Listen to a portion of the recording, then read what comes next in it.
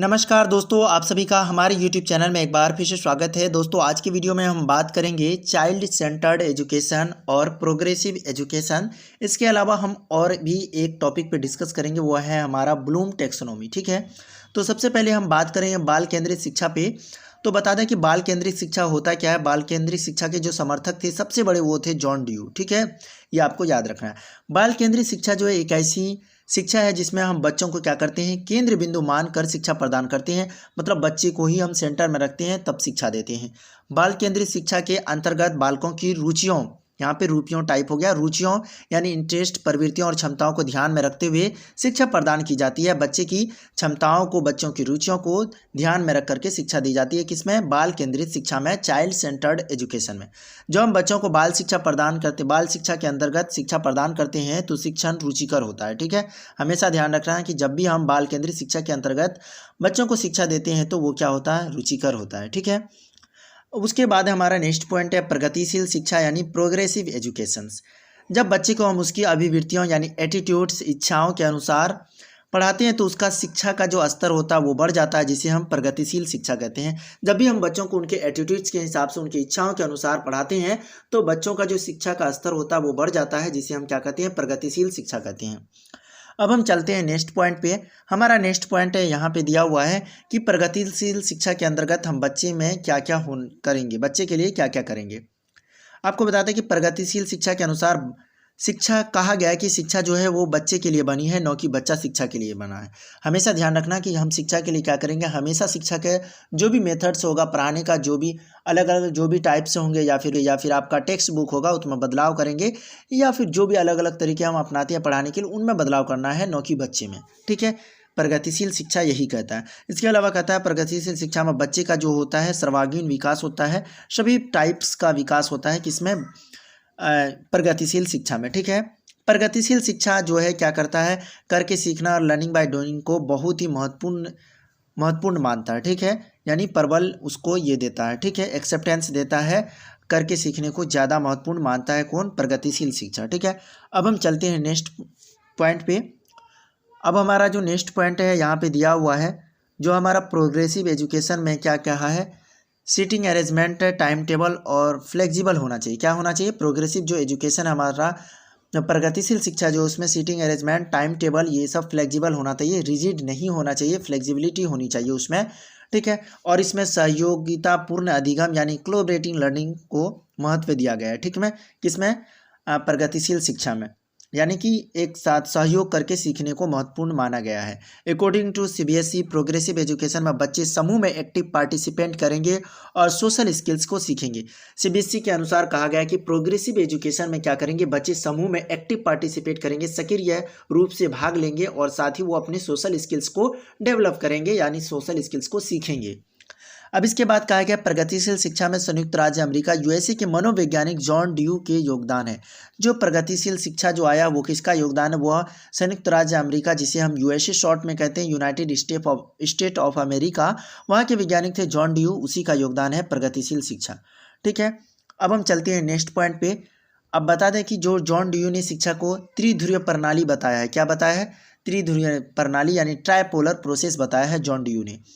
यहाँ पे बता दें कि ट्राइपोलर प्रोसेस में होता क्या है कि यहाँ एक तरफ जो यहाँ पे शिक्षक रहते हैं और विद्यार्थी रहते हैं, और उसके बीच में उनका पाठ्यक्रम रहता है यानी टेक्स्ट बुक रहता है। ठीक है, तो यही ट्राइपोलर प्रोसेस है, जिसमें क्या रहेंगे, शिक्षक रहेंगे और आपका टेक्स्ट बुक रहेगा और विद्यार्थी रहेगा। ट्राइपोलर प्रोसेस कहलाया। ठीक है, और भारत में जो बाल केंद्रित शिक्षा है उसका श्रेय जाता है गिजू भाई को। ठीक है, जो भारत में हमारा जो प्रोग्रेसिव एजुकेशन है उसका श्रेय जो जाता है वो यानी कि बाल केंद्रित शिक्षा जो है, चाइल्ड सेंटर्ड एजुकेशन जो है उसका जो श्रेय जाता है, प्रोग्रेसिव एजुकेशन का नहीं, बाल केंद्रित शिक्षा का जो श्रेय जाता है वो गिजू भाई को जाता है। और बता दें कि जॉन ड्यू जो है उन्हीं ने शिक्षा को जो है त्रिध्रुवीय प्रणाली यानी ट्राइपोलर प्रोसेस बताया है, जिसके अनुसार क्या रहेंगे, विद्यार्थी रहेंगे, शिक्षक रहेंगे और पाठ्यक्रम रहेंगे। ठीक है, यहाँ पे हमारा दोनों जो टॉपिक था, जो भी चाइल्ड सेंटर्ड एजुकेशन और प्रोग्रेसिव एजुकेशन, ये दोनों हमने डिस्कस कर लिया है। अब हम चलेंगे नेक्स्ट पॉइंट पे, जो हमारा है ब्लूम टैक्सोनॉमी यानी एजुकेशन ऑब्जेक्टिव जो है, क्या था ब्लूम टैक्सोनॉमी का, उसके बारे में हम अब डिस्कस करेंगे। ठीक है, बता दें कि ब्लूम टैक्सोनॉमी जो था यह बेंजामिन ब्लू अमेरिका के निवासी थे। इन्होंने शैक्षिक उद्देश्यों का वर्गीकरण किया, यानी शिक्षा किस लिए दिया जाता है, किस उद्देश्य से दी जाती है, उनका उन्होंने वर्गीकरण किया। बता दें कि उन्होंने 3 भागों में इसको बांटा है जो शैक्षिक उद्देश्य हैं।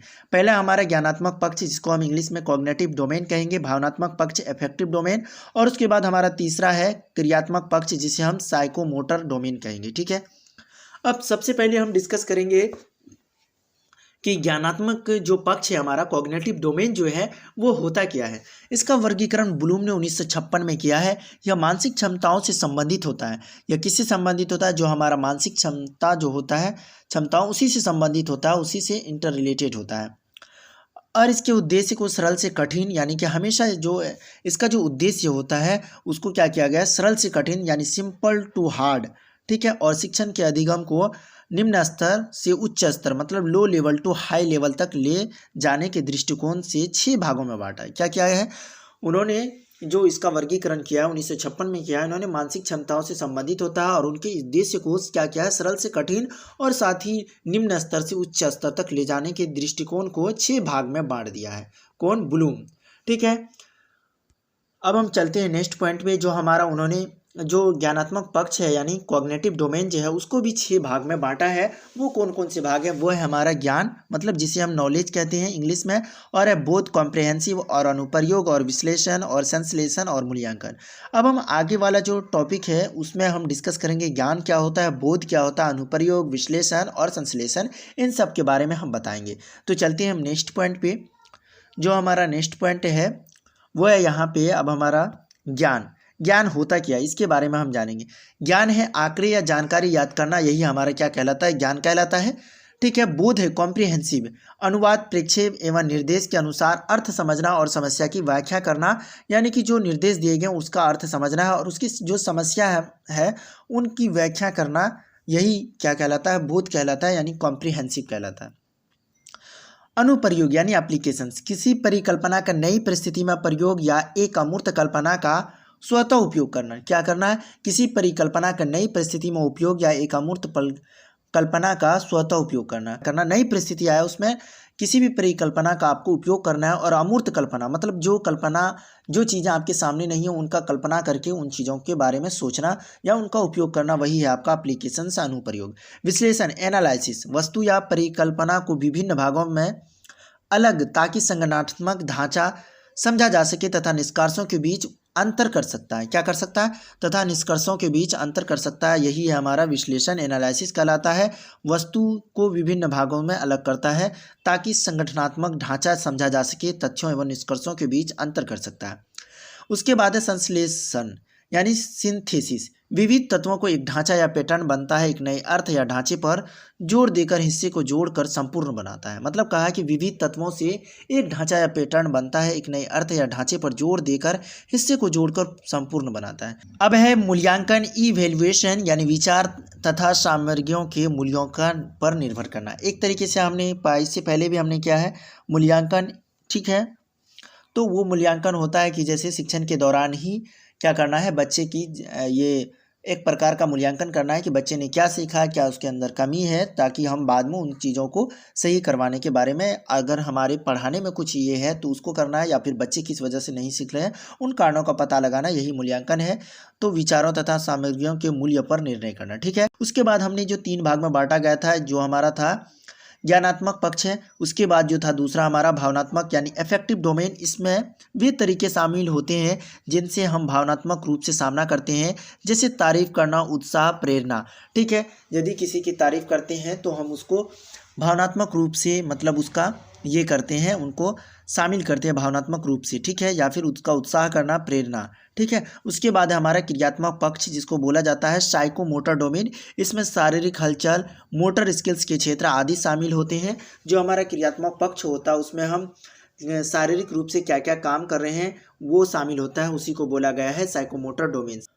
तो दोस्तों हमने आपको अच्छे तरीके से जो है कि चाइल्ड सेंटर्ड एजुकेशन और फिर प्रोग्रेसिव एजुकेशन और ब्लूम टेक्सोनोमी ये एजुकेशन ऑब्जेक्टिव्स के बारे में अच्छे तरीके से समझाने का प्रयास किया है। अगर आपको कहीं भी कोई भी डाउट है तो आप कमेंट बॉक्स में कमेंट करके पूछ सकते हैं। और हाँ, अभी तक आपने हमारे यूट्यूब चैनल को सब्सक्राइब नहीं किया है तो सब्सक्राइब कर लें। और तो दोस्तों मिलते हैं अगले वीडियो में। Thank you, bye.